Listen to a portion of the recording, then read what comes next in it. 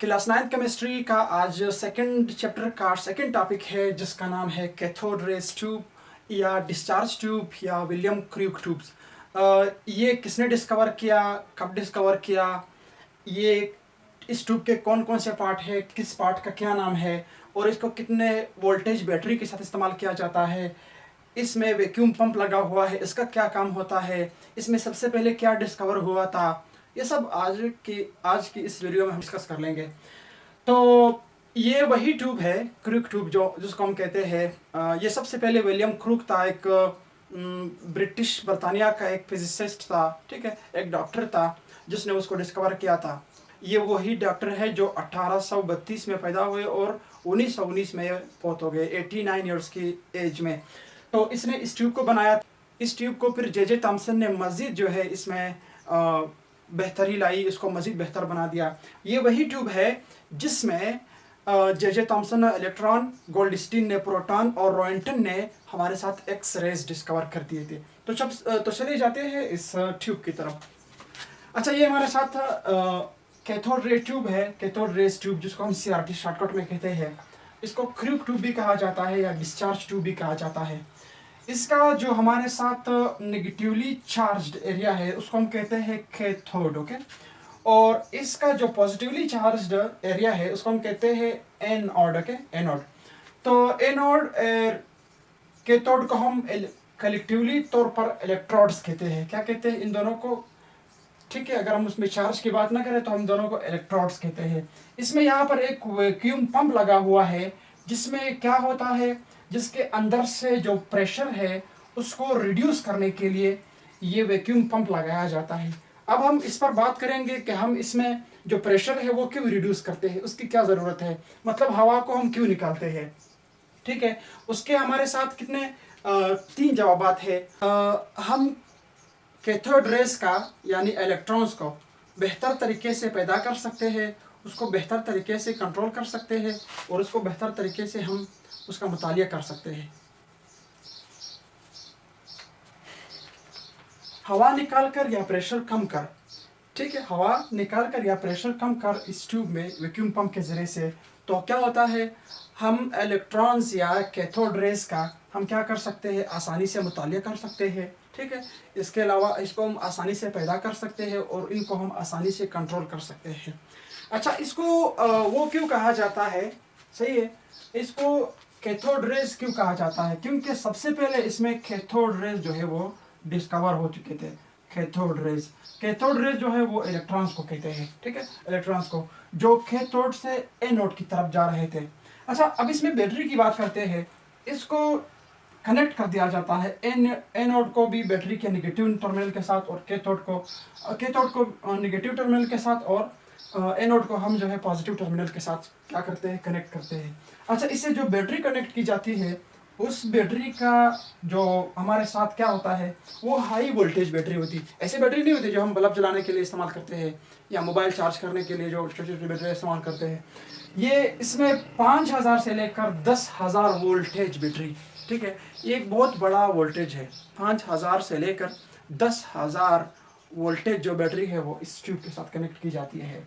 ठीक है, तो इस ट्यूब को हम मज़ीद जो टॉपिक्स है हमारे साथ डिस्कवरी ऑफ कैथोड रेज में यानी इलेक्ट्रॉन्स में, या डिस्कवरी ऑफ प्रोटॉन्स में, या जो हमारे साथ न्यूक्लियस है उसकी डिस्कवरी में, ये ट्यूब जो है हमारे लिए बहुत बड़ा मददगार साबित होता है। डिस्कवरी ऑफ कैथोड रेज या इलेक्ट्रॉन्स, इनको कब डिस्कवर कर दिया गया, किसने डिस्कवर कर दिया गया और उनके प्रॉपर्टीज़ क्या है। 9th क्लास के लेवल पर इसके कितने प्रॉपर्टीज़ है, 4 से 5 है।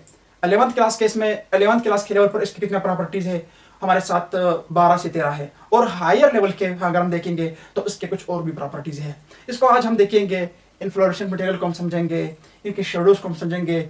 हम अगर मैग्नेटिक या इलेक्ट्रिक फील्ड अप्लाई करेंगे तो क्या होगा, ये क्या शो करते हैं, और इसके अलावा इसमें जितने भी और बातें हैं वो सब हम एक एक करके पढ़ लेंगे। ठीक है, तो अगर आप सबसे पहले किसी डिस्चार्ज ट्यूब को या क्रूग ट्यूब को उठाएंगे, ठीक है, अगर आप इसको उठाएंगे और उसको एक हाई वोल्टेज बैटरी के साथ कर देंगे, तो एक साइंटिस्ट था, उसका नाम जोसेफ जॉन थॉमसन था, ठीक है, जिसको हम शॉर्टकट में जे थॉमसन कहते हैं। ठीक है, जे थॉमसन, ये सबसे पहले जे थॉमसन ने इस तरह कर दिया था। उन्होंने डिस्चार्ज ट्यूब को एक हाई वोल्टेज बैटरी के साथ कनेक्ट कर दिया था। उनका ख्याल क्या था कि हम हवा में से करंट को कैसे गुजार सकते हैं। जो ऊपर से करंट, हवा की जो बिजली हमारे साथ जो बिजली आती है, वो बिजली हवा में इस तरह आती थी, ज़मीन पर पहुंचती थी, ठीक है, जो गर्मियों के मौसम में खासकर वो होता है गरज, जिसको हम कहते हैं, ठीक है, गरज चमक में। तो वहां पर उन्होंने ये देखा था कि हम ज़मीन पर हम ये लाइट किसी चीज़ में कैसे पास कर सकते हैं। तो उन्होंने क्या कर दिया, उन्होंने स्क्रू ट्यूब को एक हाई वोल्टेज बैटरी के साथ कनेक्ट कर दिया। और ये उस वक्त उन्होंने यहाँ से कोई हवा वगैरह नहीं निकाली थी, तो उन्होंने यहाँ पर कुछ खास महसूस नहीं किया।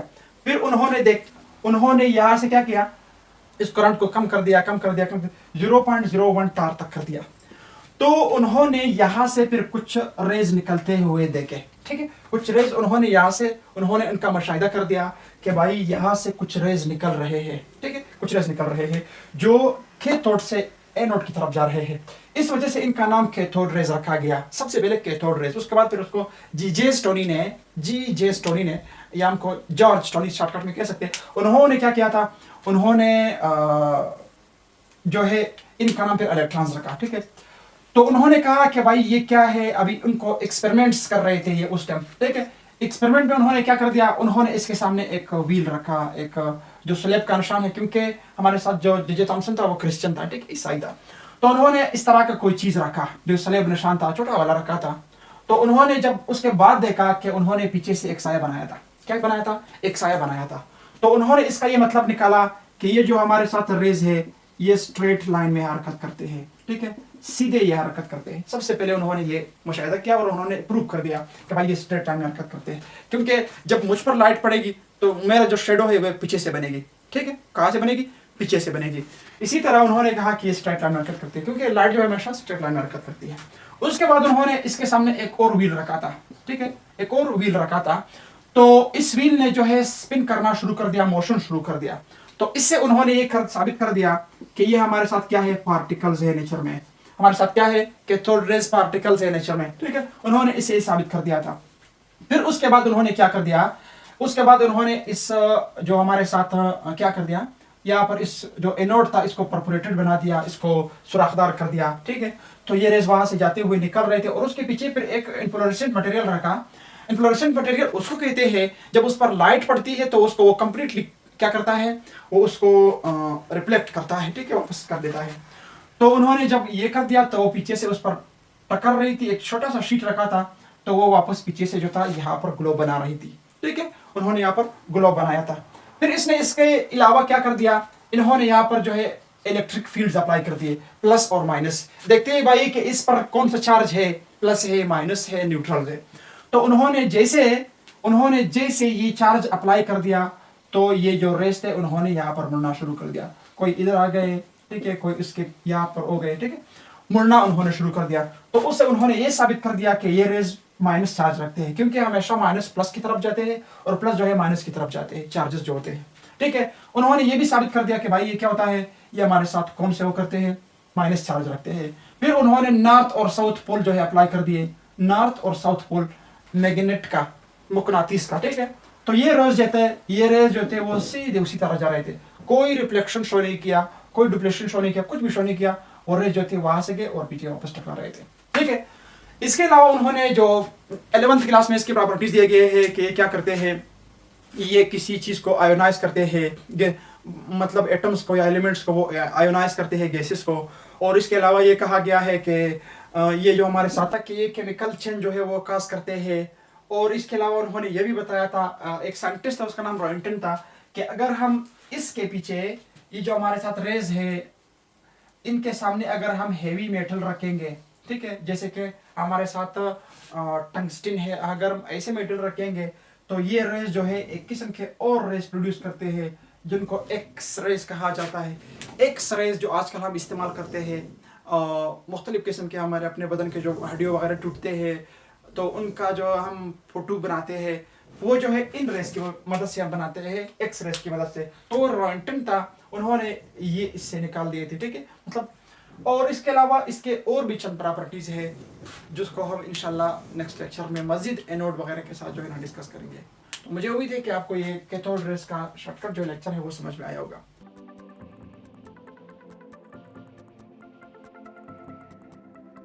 अच्छा, जैसे कि हम कैथोड रेस को पढ़ चुके हैं, कैथोड रेस की डिस्कवरी को पढ़ चुके हैं, कैथोड रेस को क्या इलेक्ट्रॉन का नाम किसने दिया, उस पर कितना चार्ज है और चार्ज टू मास रेशो क्या है, कैथोड रेस की प्रॉपर्टीज़ क्या है, ये सब हम पढ़ चुके हैं। जे थॉमसन से लेकर मिल्केन से लेकर और हमारे साथ जॉर्ज टॉनी तक, ये सब हम पढ़ चुके हैं। आज का टॉपिक उसका बिल्कुल अपोजिट है। उस टॉपिक का नाम है डिस्कवरी ऑफ कैनाल रेज, या डिस्कवरी ऑफ एनोड रेज, या डिस्कवरी ऑफ पॉजिटिव रेज, या इसी तरह हम कहते हैं प्रोटॉन्स भी इसके साथ हम जुड़ाते हैं। लेकिन प्रोटॉन्स और कैनाल रेस में थोड़ा बहुत फर्क होता है। कैनाल रेस को किसने डिस्कवर कर दिए थे? हमारे साथ एक साइंटिस्ट था, उसका नाम था गोल्डस्टीन या गोल्डस्टाइन। लेकिन प्रोटॉन्स की जो वो जाता है, क्रेडिट जाता है, वो हमारे साथ रदरफोर्ड साहब को जाता है। तो प्रोटॉन्स जो होते हैं वो कैनाल रेस में पॉजिटिव पार्टिकल्स होते हैं, उनको प्रोटॉन्स कहा जाता है। आज हम इनको डिस्कस करेंगे। साथ साथ में जो हमने पिछला टॉपिक पढ़ा था डिस्कवरी ऑफ कैथोड रेज या इलेक्ट्रॉन्स, उनको भी हम साथ साथ में टच करेंगे। अच्छा, आज शुरू करते हैं। जो हमारे साथ पहला टॉपिक है उसका अपोजिट एक कैथोड रेज ट्यूब हम उठाएंगे। उस कैथोड रेज ट्यूब में क्या फर्क था? उन्होंने इस तरफ जो था वो नेगेटिव टर्मिनल रखा था कैथोड को, और उस तरफ पॉजिटिव को रखा था एनोड को। लेकिन एक साइंटिस्ट था, उसका नाम गोल्डस्टाइन या गोल्डस्टीन था। उन्होंने क्या कर दिया? उन्होंने ये जो हमारे साथ कैथोड रेज है, ट्यूब है, उसको उन्होंने अपोजिट कर दिया। जब उन्होंने चार्ज अप्लाई कर दिया, ठीक है, तो उन्होंने एनोड से कुछ रेज जो है वो देखिए किस तरफ जा रहे थे, वो हमारे साथ जा रहे थे और कैथोड की तरफ, ठीक है। एनोड से निकल रहे थे, कैथोड की तरफ जा रहे थे। पिछले में क्या था कि यहाँ से कैथोड से निकल रहे थे और एनोड की तरफ जा रहे थे। इन्होंने इस वजह से इनको हम नाम दिया था कैथोड रेस का। लेकिन ये एनोड से निकल रहे हैं तो उन्होंने इनका जो हमने नाम रखा है वो हमारे साथ कौन सा रेज है? ये हमारे साथ है एनोड रेस, ठीक है। अब उन्होंने जब इन रेस के सामने जो चार्ज था, इलेक्ट्रिक फील्ड था, उसको अप्लाई कर दिया, तो ये रेस जो थे इलेक्ट्रॉन्स यानी कैथोड रेस के बिल्कुल अपोजिट थे। वो यहाँ से मुड़ गए थे और ये जो थे किस तरफ आ गए थे? ये जो थे नेगेटिव टर्मिनल के साथ, नेगेटिव टर्मिनल की तरफ जो है मुड़ गए। तो उन्होंने ये साबित कर दिया कि भाई ये जो रेज निकल रहे हैं ये माइनस की तरफ जा रहे हैं, तो इसका मतलब ये है कि इन पर प्लस चार्ज है। आपको पता है कि जो कैथोड रेज थे वो फिर प्लस की तरफ जा रहे थे, उसका मतलब ये था कि उन पर जो था माइनस चार्ज था। अच्छा, यहाँ तक हमारे साथ गोल्डस्टाइन साहब की या गोल्डस्टीन साहब की क्या होती है, खत्म होती है बात। अब आते हैं एक साइंटिस्ट, उसका नाम है रदरफोर्ड। रदरफोर्ड की एंट्री होती है यहाँ पर। तो रदरफोर्ड ने कहा था कि ये जो हमारे साथ पार्टिकल्स है, ये जो हमारे साथ रेज है, इन रेज में एक किस्म के पॉजिटिव पार्टिकल्स मौजूद है जो नेगेटिव की तरफ मुड़ते हैं। तो उन्होंने फिर जा करके उनको डिस्कवर भी कर दिया गया और उनको नाम भी दिया प्रोटॉन्स का। प्रोटॉन्स पर कौन सा चार्ज है? पॉजिटिव चार्ज है। ये हमें किसने बताया था? रदरफोर्ड ने। उसके बाद उसको डिस्कवर कर दिया। लोगों ने कहा सबूत क्या है आपके पास कि भाई ये इस पर वो चार्ज है, प्लस चार्ज है। तो उन्होंने कहा ठीक है, आइए उसी तरह कोई व्हील अप्लाई करते हैं इनके रास्ते में। उसी तरह जो पहले व्हील था, इस तरह का व्हील रख दिया। तो उन्होंने इस व्हील को क्या कर दिया? घुमा दिया। तो उन्होंने कहा कि इस व्हील में जो चाल पैदा हो गई वो उन रेस की वजह से पैदा हो गई। एक किस्म के पॉजिटिव रेज है, उन रेस का नाम है हमारे साथ कैनाल रेज। कैनाल रेज में एक किस्म के पार्टिकल्स है, उनका नाम है प्रोटॉन्स। तो ये इस तरह प्रोटॉन्स डिस्कवर हुए। प्रोटॉन्स की डिस्कवरी का क्रेडिट किसको जाता है? रदरफोर्ड साहब को जाता है, ठीक है। 1886 तक यानी 1886 तक तकरीबन हमारे साथ एटम में, सब एटॉमिक पार्टिकल्स में हमारे साथ इलेक्ट्रॉन डिस्कवर हो चुके थे और प्रोटॉन्स भी डिस्कवर हो चुके थे। और उसके बाद तकरीबन 1895 तक इनके जो प्रॉपर्टीज थे वो भी मुकम्मल हो चुके थे। वो भी उन लोगों ने मालूम कर दिए थे, properties of proton and electrons. ये प्रॉपर्टीज निकालने में तकरीबन 9-10 साल लगे हुए। ये ऐसा नहीं है जिसको हम एक दिन में पढ़ते हैं। इनके पीछे सालों का जो है मेहनत है, लोगों ने इस पर काफ़ी जो है कोशिश की है। ये मुख्तलिफ साइंटिस्ट ने एक एक प्रॉपर्टीज जो है वो बयान की है। मसलन इसमें जे थॉमसन था, इसी तरह हमारे पास जेम्स चैडविक था, रदरफोर्ड था, और इसके अलावा नील बोहर था, ठीक है। और इसके अलावा जो हमारे साथ साइंटिस्ट थे, नील बोहर और दीगर साइंटिस्ट थे जिन्होंने एटम पर काम किया था। सही है। आज का जो हमारा टॉपिक है वो डिस्कवरी ऑफ न्यूट्रॉन्स है, ठीक है। डिस्कवरी ऑफ न्यूट्रॉन्स में अगर हम देख ले तो 1920 में एक साइंटिस्ट था, उसका नाम था अर्नेस्ट रदरफोर्ड। अर्नेस्ट रदरफोर्ड ने साइंटिस्ट से कहा, लोगों से कहा कि भाई एटम के बीच में न्यूक्लियस में कुछ ऐसे किस्म के पार्टिकल्स पाए जाते हैं जिनका मैस जो है वो प्रोटॉन्स के बराबर है, ठीक है, और वो न्यूट्रल पार्टिकल्स है, उन पर कोई चार्ज नहीं है। तो लोगों ने इसे प्रूफ मांगा, ये जो था प्रूफ देने में नाकाम हो गया। उसके बाद इसने अपना एटॉमिक मॉडल भी पेश किया था। एटॉमिक मॉडल भी तकरीबन रदरफोर्ड साहब का जो था वो फेल हो चुका था। बहुत सारे साइंटिस्ट का जो फेल हुआ था, फेल का वजह ये था कि कोई दूसरा साइंटिस्ट आता उसी मॉडल पर काम शुरू करके कुछ उसमें नया डिस्कवर कर लेता। तो रदरफोर्ड जो था वो अपने मॉडल में भी फेल हुआ और डिस्कवरी ऑफ न्यूट्रॉन्स में भी फेल हुआ, लेकिन बता दिया था उसने, क्रेडिट फिर भी उसको जाता है।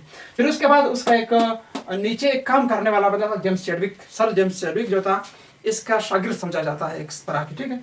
तो उन्होंने फिर 1932 में, ठीक है, क्या कर दिया, उन्होंने न्यूट्रॉन्स डिस्कवर कर दिए और लोगों को प्रूफ भी दिखाया, ठीक है, न्यूक्लियर रिएक्शन के जरिए से। एक हमारे पास केमिकल रिएक्शन आता है, एक न्यूक्लियर रिएक्शन आता है। उन्होंने एक किस्म की वो आती है रेडियो एक्टिविटी प्लाना, ठीक है, किस्म का वो था, उसके जरिए से उन्होंने लोगों को साबित कर दिया था। वो फर्स्ट ईयर के लेवल पर बहुत डिटेल में है, यहाँ पर 9 के लेवल में सिर्फ इतना समझना है कि प्लानर ने प्लानर डिस्कवर किया, कैसे डिस्कवर किया, थोड़ा बहुत शॉर्टकट में बताना पड़ता है। तो जेम्स चैडविक ने बम्बार्ड कर दिए अल्फा पार्टिकल्स को बेरिलियम शीट पर, ठीक है, बेरिलियम शीट सामने रखा और यहाँ से उन्होंने अल्फा पार्टिकल्स, जिसको हम ऐसे भी लिख सकते हैं, बम्बार्ड कर दिया, ठीक है।